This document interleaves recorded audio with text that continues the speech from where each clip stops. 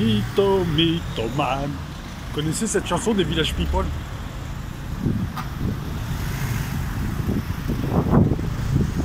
Je traverse. Il jouait du mytho debout. C'est peut-être un détail pour vous. C'est peut-être qu'il était mytho. Non, attends, j'en avais une autre mieux, c'est Claude François. C'est quoi? C'est je vais à Rio, je suis un mytho. La la la la la. Un gros, je suis un mytho de Janeiro. Bon, bref, c'était juste pour faire un coucou amical à Don Mito Corleone. Vater alias Don Mito Corleone. C'est ma vanne celle-là. Hein. Prenez du note. Non, allez, trêve de plaisanterie. J'ai découvert avec ravissement, avec émerveillement, avec plein d'étoiles dans les yeux, que j'avais dépassé le cap des 5000 abonnés. Ça me fait énormément plaisir, je vous remercie. Je ne sais pas ce que je pourrais faire pour comment dire ça, pour marquer le coup. J'ai une petite idée, hein, avec mes petits moyens, j'ai une petite idée. En tout cas, je vous remercie toutes et tous. C'est toujours plaisant et puis ça m'encourage encore, ça m'encourage. Donc merci. Et là, je le dis sérieusement. C'est le week-end, il fait beau. Non, je voulais revenir sur ce qui se passe en Syrie. Enfin, on ne sait même plus d'ailleurs si c'est la Syrie.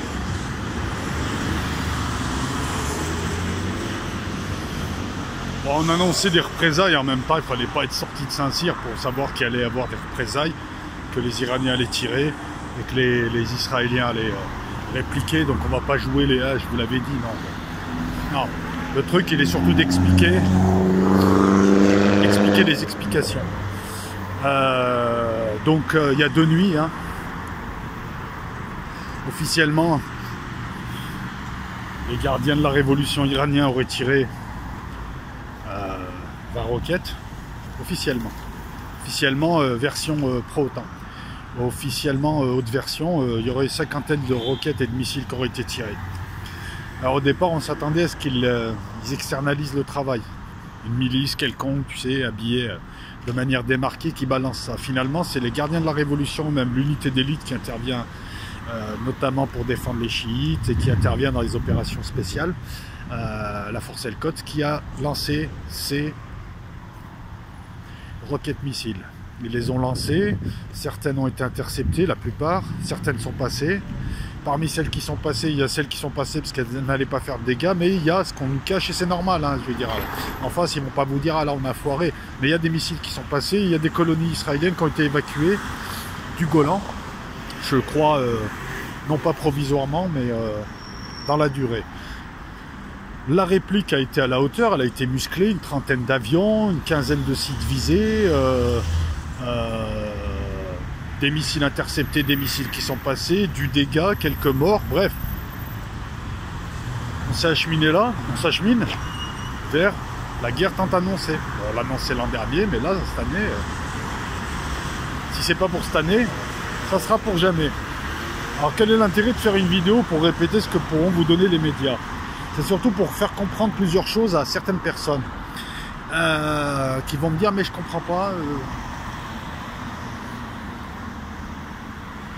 Les Iraniens donc, ont été invités par les Syriens à venir sur leur territoire pour les aider à se libérer.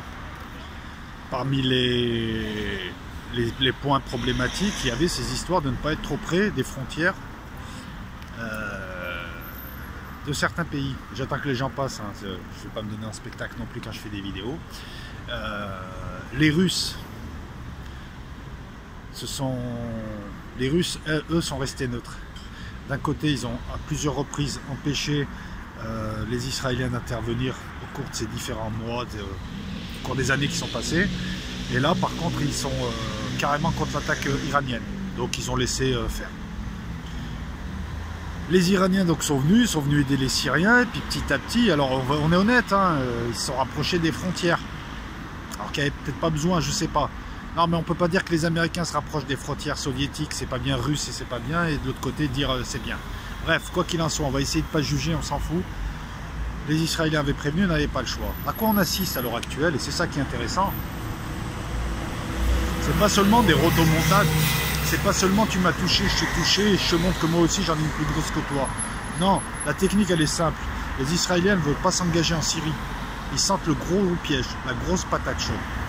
Et de l'autre côté, les Iraniens donc veulent pousser une intervention israélienne en Syrie. Parce que si les Israéliens déploient des troupes au sol, la guerre sera lancée et tout le monde s'unira contre eux et ils seront sortis de leur zone de confort. Ils seront hors de leur pays, ils seront hors de leur zone de protection. Voilà le but. Le but, il est simple et on a un précédent dans l'histoire. C'est tout ce qui s'est passé au sud Liban pendant des années.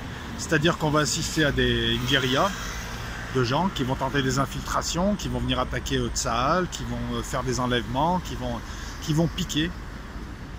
Les Israéliens vont répliquer avec des avions, de temps en temps vont s'engager sur 10 km, 20 km, mais l'objectif de cette résistance entre guillemets ou pas entre guillemets, peu importe, hein, je ne juge pas, c'est de les faire intervenir les autres. Et les autres ont compris. Voilà ce qui se passe à l'heure actuelle. Malheureusement, on sait qu'à ce petit jeu-là, les aiguilles finissent toujours par agacer le corps qu'elles piquent. Et il finit toujours par s'engager. Donc je suis assez pessimiste, je pense qu'à un moment donné, il y aura un engagement terrestre au sol pour aller détruire les bases de lancement, pour aller détruire les infrastructures qui permettent ces attaques. Voilà, on peut le voir comme ça. On peut aussi le voir comme un... Donc, comment dire, ouais, c'est compliqué avec l'Iran, parce que moi j'ai rien contre l'Iran, mais en même temps j'essaye d'être honnête. L'Iran, c'est le type, il s'installe à côté de chez toi, il t'aime pas, tu l'aimes pas, vous voulez vous bouffer mutuellement, et puis qui dit non, non, mais moi je suis là, mais c'est provisoire. Après il commence à mettre une tente, après il fait venir des copains, après il s'habille en militaire, après ils construisent des trucs, et puis petit à petit, à la fin, le gars il t'a fait trois châteaux forts autour de chez toi. Et on sait que des deux côtés, le but il est de se détruire mutuellement. Donc, est-ce qu'il est bien important de considérer les événements comme un match de foot avec je suis pour lui, j'espère que l'autre va perdre, parce que là c'est une guerre avec des millions de morts et tout le monde va être impacté. Hein. Puis une guerre, on sait comment ça commence, on ne sait pas comment ça finit, et dans quel état finissent les belligérants. Il y a du chimique, il y a du nucléaire, il y a de quoi faire exploser la région, il y a de quoi la salir, il y a de quoi la polluer pendant des millénaires. Finalement, s'il y a une guerre, je pense que le perdant sera l'humanité. Voilà, donc voilà où on en est là. Donc d'un côté ça tape, de l'autre côté ça riposte. Je m'excuse, je cherche mon briquet. Et ça reste pessimiste. Donc on est en train quand même de s'acheminer vers ce qui était prévu par les prophéties, c'est-à-dire 2 camps. Il y a 5 ans, on vous aurait expliqué, on vous aurait décrit la situation actuelle il y a 5 ans, personne ne l'aurait cru. L'Iran aux portes d'Israël, des lancers de missiles à tout va, la Syrie qui est devenue un center park, hein, à peu près. Tu arrives avec ta famille, tu t'installes dans un coin et tu fais tes petites affaires. Les Russes qui à un moment donné à ce petit jeu-là finiront bien par s'engager d'un côté ou d'un autre. Et oui, c'est un peu bizarre. Si tu prends pas parti, tu prends parti, puisque de toute manière tu vas t'engager du côté iranien, Gog. C'est pas moi qui le veux, c'est les faits, les événements, c'est tout va te pousser vers ça, puisque tu vas pas t'engager de l'autre côté. Il y a des tensions, et de l'autre côté, ils sont avec tes ennemis, les USA. Voilà. Donc la position russe, elle est quand même inconfortable, parce qu'ils seront obligés d'intervenir, et on sait de quel côté ils seront.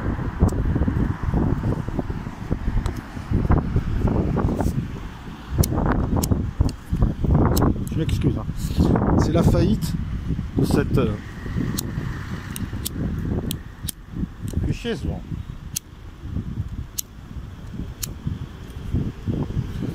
C'est la faillite de l'ordre pourri qui nous ont vendu depuis 45, qui depuis 30 ans crée le chaos et a amené cette situation explosive. Voilà. Aux deux, lorsqu'on décolle un petit peu des belligérants, les uns agissent de manière eschatologique, les autres n'ont pas le choix et agissent pour se défendre. Lorsqu'on essaie de décoller un petit peu de ces belligérants, on s'aperçoit que ceux qui devaient gérer le monde ont entraîné cette situation. Les Américains, en attaquant l'Irak, en détruisant l'Irak, ont offert à l'Iran de rejoindre la Méditerranée, c'est-à-dire le Liban. Cette situation-là, elle est provoquée. Les guerres en Syrie, provoquées par des gouvernements qui veulent en renverser un pour différents motifs, a amené ceci. S'il y avait eu la paix en Syrie, il n'y aurait pas ceci. Voilà, donc toute leur petite magouille se retourne contre eux. La malédiction libyenne, ils sont allés détruire un pays. Individuellement, ils sont déjà en train de subir. Et c'est pas fini, puisque nous subissons, nous, alors qu'on n'a rien demandé, tout un tas de choses, migrants, etc., etc. Et maintenant, à cause d'eux, je n'arrive pas à allumer ma cigarette. C'est assez désagréable.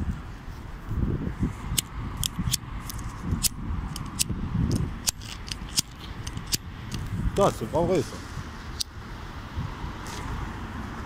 Je m'excuse, c'est de live, c'est naturel. Voilà, donc pourquoi est-ce que les Iraniens balancent des missiles à la sauvette? Enfin, pas si à la sauvette que ça. Et il n'y a rien derrière. C'est parce qu'en fait, ils veulent piquer l'Israélien pour qu'il joue mal, pour qu'il s'énerve. Ah, c'est comme en boxe, hein. Tu insultes le gars, tu craches, tu rentres tête en avant, tu fais des petits coups. Une reprise, 2 reprises, 3 reprises. À la 5e reprise, il pète les plombs, il te bouffe l'oreille, il est disqualifié. Là, c'est l'histoire Tyson contre Holyfield. Deuxième combat. Holyfield était passé. C'est pareil, j'excite mon adversaire pour le faire déjouer. Et là, les Iraniens, ben, ils savent très bien qu'ils n'ont pas les moyens de rentrer en Israël. Et ils n'ont même pas les moyens, c'est pas avec 20 000 personnes, c'est pas avec 20 000 soldats, même d'élite, et 3 avions qui peuvent faire quoi que ce soit. Hein. Même où ils sont. Donc il leur reste qu'une solution, faire venir les autres. Parce que s'ils font venir les autres, il y aura tous les gens de la région et plein de gens qui arriveront pour les combattre. Vous voyez, le piège il est gros comme une montagne, mais il fallait quand même le préciser. Donc le but de la vidéo c'était pour expliquer ça. Puis je vais la lancer là, voilà, j'espère que j'ai pas fait trop long et je m'excuse pour les temps morts. Et puis je ferai un truc ce week-end pour les 5000 abonnés. Mais bon, je pense que ça va encore bouger ce week-end là, parce que là c'est depuis un certain nombre de semaines, c'est quasiment tous les 3 jours qu'il y a des missiles, qu'il y a des combats. Et puis là je pense que les combats au sol vont pas tarder, puisque voilà, ils vont s'infiltrer. Voilà pourquoi ils leur ont dit ne vous approchez pas à 50 km des frontières, parce qu'ils savaient qu'il allait se passer ça. 50 km, c'est une distance de sécurité raisonnable pour permettre d'anticiper un tir de missile et de le bloquer, pour neutraliser des roquettes, et puis pour surtout éviter des infiltrations de commandos qui vont venir enlever des soldats, qui vont venir attaquer, etc. etc. Voilà, donc j'attends vos commentaires sur la situation. Moi j'essaie de vous donner tout ça à chaud. Je vous cache pas que j'essaie de le faire vite, parce que j'ai l'impression, là je m'aperçois que le sujet de la Syrie intéresse beaucoup de gens. Puis je vais voir à droite à gauche aussi, mais je suis quand même assez surpris. Alors je critique pas Aldostérone en tant qu'homme, mais franchement sa prise de position, les mollahs ils sont tous des glingos et c'est pas normal et il faut pas leur faire confiance. Je l'ai trouvé léger sur le coup et je partage pas du tout cette vidéo pro autant de manière éhontée, tellement éhontée que je comprends pas. Voilà, parce que lui il est parti sur le principe les Iraniens ils sont pas beaux, les mollahs ils sont fous. Moi je lui pose une question, donne-moi juste une preuve de la folie de gens qui tiennent un pays, qui jouent très finement, qui jouent aux échecs, qui sont tous en fous. Voilà, parce que dire que les mollahs c'est un régime de fous, même les USA et n'importe qui dans le monde du renseignement, les militaires et autres te disent les Iraniens sont très rationnels et c'est tout sauf des fous. Donc j'ai trouvé léger un petit peu son approche, c'est des fous, faut pas leur laisser la bombe, de quel droit, qui, jusqu'à preuve du contraire, les faits montrent que les fous sont plutôt du côté de ceux qui... Mais bon, j'apporte juste une critique sur une de ces vidéos, parce que j'ai dit que j'étais pas toujours d'accord, et là j'étais surpris par la mauvaise qualité d'analyse, limite propagande. D'habitude il fait des analyses un peu plus intéressantes, même si je les partage pas. Voilà, c'était juste pour dire rien du tout, comme dirait Ellie. Et puis, d'autres vidéos sont en cours, là, c'est des petites vidéos comme ça pour la Syrie. De toute façon, je ne vais pas faire 1 heure pour répéter. Voilà, donc on attend la suite, mais je pense que c'est ça l'explication des tactiques. D'un côté, on ne veut pas s'engager dans le piège, on se contente juste de répliquer à coup d'avion et de missile. Et de l'autre côté, on va entraîner le gars dans le piège. Donc on va aller le piquer, on va aller l'attaquer, quitte à avoir des pertes. Et puis vous savez, ces pertes là qu'ils ont, ça leur permet aussi de tester les réaction d'en face, ça permet de prendre un certain nombre d'informations aussi. quand les gars d'en face t'attaquent, leurs avions émettent des trucs, font des trucs, enfin il y a pas mal d'informations à glaner pour les combats d'après. Là c'est des escarmouches. Voilà. J'espère qu'il n'y aura pas cette guerre, mais je sais qu'elle aura lieu et je sais que malheureusement, voilà, moi je trouve que c'est fou quand même, on nous annonce les trucs à l'avance. De plus en plus de gens commencent à se rendre compte que ce qui était annoncé est en train de se réaliser et on est impuissant, finalement on est impuissant. On n'a pas le pouvoir d'arrêter tout ça. Même là, je veux dire, ça serait utopique de dire ouais, on descend tous dans la rue. Non, c'est pas comme ça. Soyons malins. Soyons malins. Soyons malins. Soyons pas des magots, soyons malins. On peut rien faire. Là, on est en train d'assister à quelque chose d'inéluctable qui va mal finir. Et à force d'en parler, ben, écoute, on est arrivé à l'acmé. Hein. Voilà. Écoutez, tiens, c'est marrant ça. Je vous souhaite à toutes et à tous un bon vendredi. Et puis, je vais essayer de faire quelque chose ce week-end, en plus des vidéos que je vous ai promis. Je travaille... ce que j'ai aimé dans le dernier live, c'était surtout vos questions sur l'œil, la vue, la lumière. Donc, je vais peut-être faire quelque chose sur l'œil, le cerveau. Il y avait vous m'avez donné des pistes assez intéressantes. Et je n'oublie pas, bien sûr...